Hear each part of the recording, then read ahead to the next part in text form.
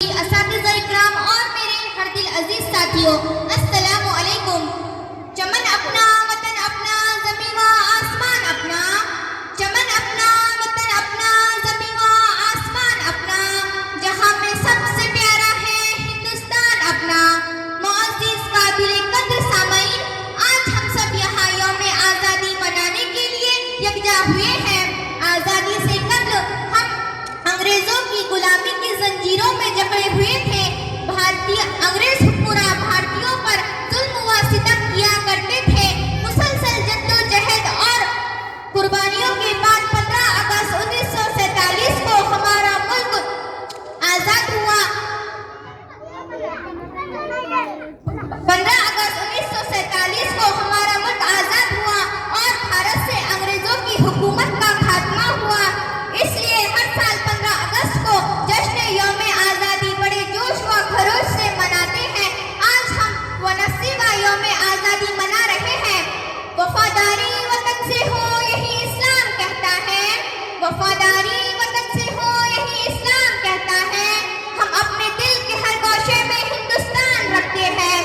आज के इस खुशी के मौके पर हम खुलूस व मोहब्बत के साथ आज़ादी की लड़ाई में हिस्सा लेने वाले अजीम रहनुमाओं और शहीदों को याद करते हैं, जिन्होंने अपने मुल्क के लिए अपनी जानों की कुर्बानियां दी, डंडे लाठियां खाई और कई बार जेल भी गए। अपना सब कुछ मुल्क के लिए कुर्बान कर दिया। आज़ादी की लड़ाई के शुरुआती दौर के मुतवालों में बंगाल के नवाब सिराजुद्दौला, अजीम शेरे मैसूर टीपू सुल्तान, शहीद मौलाना अहमदुल्ला शाह जैसे बेशुमार रहनुमा शामिल हैं। उनके बाद आज़ादी हिंद की तारीख का निहायत ही इनकलाब आमोज़ बाब है रेशमी रुमाल तहरीक। इस तहरीक का नतीजा है कि क्या मुसलमान क्या हिंदू, हर किसी के दिल में जालिम अंग्रेजों को मुल्क भारत से बेदखल करने की उमंग पैदा हुई। इस तहरीक के बानी मौलाना उबैदुल्लाह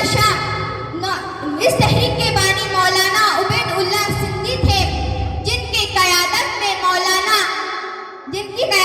मौलाना महमूदुल हसन मरहूम अंग्रेजों को भारत से बाहर करने के लिए हमेशा मुतर्रिक रहते थे।